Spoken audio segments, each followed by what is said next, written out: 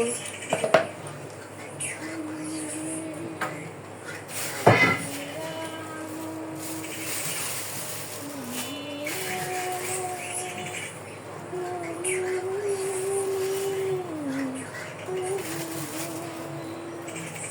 একটু নিচে জুম করে আমরা তুলো।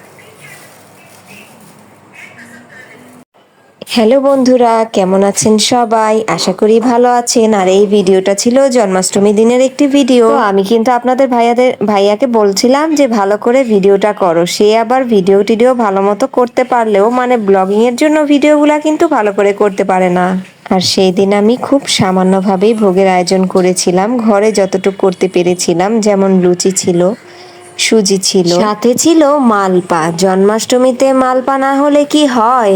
আর সেদিন আমাদের গুরুদেবের মানে সেদিন শাস্ত্রে ছিল তালের বড়া না দেওয়ার। তো সেদিন কিন্তু এইবার জন্মাষ্টমীতে মানে তালের বড়াটা দিতে পারলাম না। তালের বড়া বাদে কিন্তু মোটামুটি সবই ছিল এখানে। আমি সবকিছুর পরে শেষমেশ ফুল দিয়ে ভোগটা সাজিয়ে নিচ্ছিলাম আর কি। ফুল দিব আর দিব তুলসী পাতা, সব কিছু ভালো মতো সাজিয়ে নিয়েছি। আর এখানে অনুপের বাবাকে বলছি ছবিটা কিন্তু মানে ভিডিওটা কিন্তু ভালো করে তুলবে, যেন ভালো লাগে দেখতে। উপাস থেকেই সব কিছু করছিলাম, অনেকটাই কিন্তু মানে রাত পর্যন্তই সেদিন উপাসটা থেকেছিলাম। আর যখন এই ভিডিওটা করেছিলাম তারপরে কিন্তু ভিডিওটা আপলোড দেওয়া হয়নি। আর এটা ছিল পরের দিনের পারণের ভিডিও।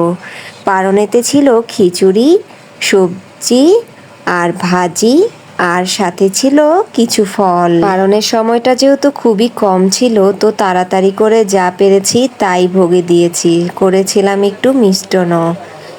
আসলে নিজের হাতে ঠাকুরের জন্য করতে পারলে কিন্তু ভালোই লাগে। তো এখানে মনের মতো করে সব কিছু সাজিয়ে ভোগটা দিয়েছিলাম একদম সকাল 9টার আগে। আমার ভিডিওটা কেমন হয়েছে অবশ্যই জানাবেন। আর কারা কারা ভোগে পান দেন তারাও কিন্তু অবশ্যই জানাবেন। আজকের মতো কিন্তু ভিডিওটা এখানেই শেষ করছি।